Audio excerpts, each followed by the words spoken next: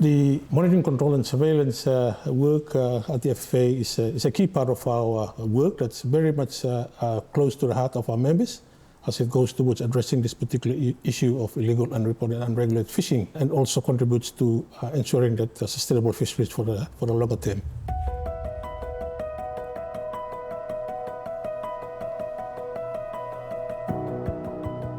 The 28th MCS Working Group meeting is held between the 31st to the 4th of March 2025, and it's been attended by all our members and our key partners. When I say all our members, it's all 17 members of the Pacific Island Foreign Fisheries Agency. For the 28th MCS Working Group meeting, there were a number of key items that were discussed, and these includes providing an update to members on the first year of implementation of the Regional Monitoring, Control and Surveillance Strategy 2024 to 2029. We are in the first year of that particular strategy, so members discussed how they have implemented so far this particular strategy. One of the key highlights from the MCS Working Group 28 is the implementation of the MCS strategy. This strategy highlights the importance of cooperation between FFA members in an effort to work together to tackle IUU fishing in the Pacific waters. How are we going to fight IUU fishing in the region? Is because this is our main source of income for the Pacific, and it needs to manage well.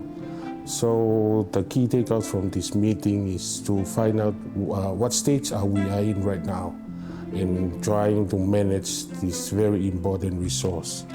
We came here, we discussed, and it is aligned with our national legislation or the National Plan of Action for Vanuatu. Currently, we are in the final stage of finalizing our national MCS strategy and its linkage to this regional MCS strategy 2024 and 2029. And most of the activity and our works are aligned with our national MCS strategy. There were discussions on the progress of electronic monitoring and electronic reporting. Electronic monitoring and electronic reporting are key tools to address unreported fishing.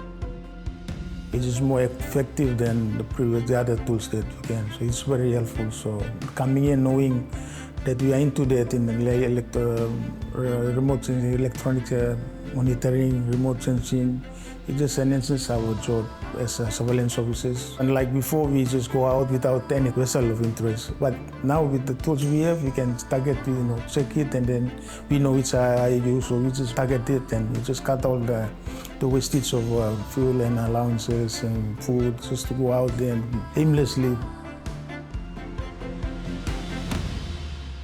Also, as part of a closed session, our members discussed some of the priorities that they wanted to take to the Western and Central Pacific Fisheries Commission Technical Compliance Committee meeting that's going to be held in September this year. So there were a number of priorities that were identified. Those priorities will be taken up to our governing council in May this year for their endorsement. There was a discussion on the WCPFC Article 25 processes. And the Article 25 processes is mainly around when vessels have been identified or detected as non-compliance with some of the WCPFC or Western Central Pacific Fisheries Commission conservation and management measures. Article 25 allows for our members to discuss the processes that they will undertake to ensure that vessels that do not comply with those conservation and management measures, they have been held accountable for their actions.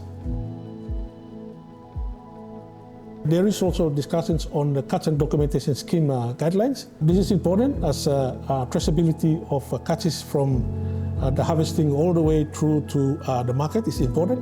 And so this guideline will help to ensure there is this continuous monitoring of fish that are caught through the supply chain. And then finally, there is an opportunity for discussions with the Pacific Quadrilateral Defence Forces of Australia, New Zealand, United States and France. So this particular consultation involves members sharing their priorities with the the PQUADs, or the Pacific Quadrilateral Defence Forces of Australia, New Zealand, US and France, so that these can be taken into their planning considerations to support the monitoring, control and surveillance work in the region. So there was really good discussions during this particular meeting, clear guidance from the FFA members, some really good opportunities for collaborations and consultation between our members and also with key partners.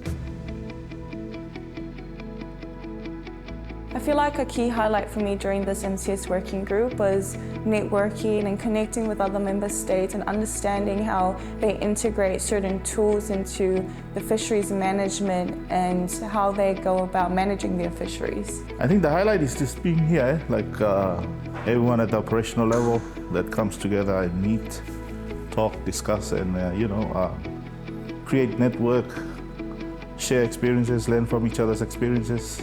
It's been several years since I've attended one of these, and so it's quite refreshing to see the minds of the compliance managers from around the region talk about pertinent issues, especially noting that these are the frontline managers in fisheries, and so I used to work with government, so I understand the importance of it. Some of the emerging issues, even as recent as the labour standards under the WCPFC, are now emerging. Artificial intelligence being one of the forefront ones as well, to keep in mind, and how to bring it in within the sphere of compliance discussions under the banner of monitoring, control, surveillance and enforcement. So it's nice to see the different minds coming together in this technical week. The collaboration between the FFA members, the Pacific Quads, and also other regional partners like the SPC, WCPFC, and also MCS agency in combating and also deter IUU activity. There's no single members or country can minimize or decrease IUU activity. It's a collaboration effort that needs everyone's MCS in the Pacific in this effort. The work that we do it's more effective when we work together as a team.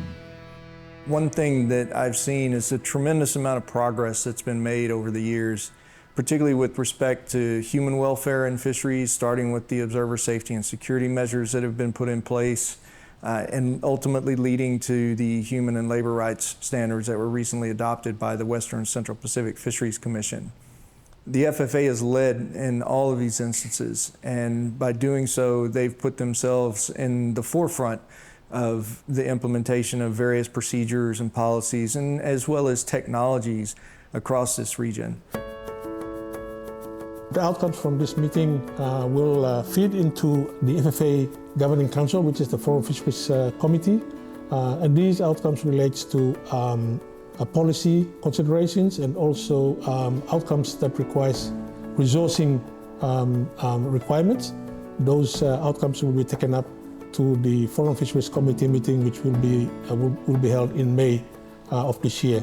The meeting this week has been really important to progressing the mission of the FFA at ensuring a long, sustainable and profitable fishery for the Pacific Islands region. The Pacific leads the way in sustainably managing the planet's largest tuna fisheries, so it's been really inspiring to watch all the different individuals, nations, regional bodies that all work together to make that happen.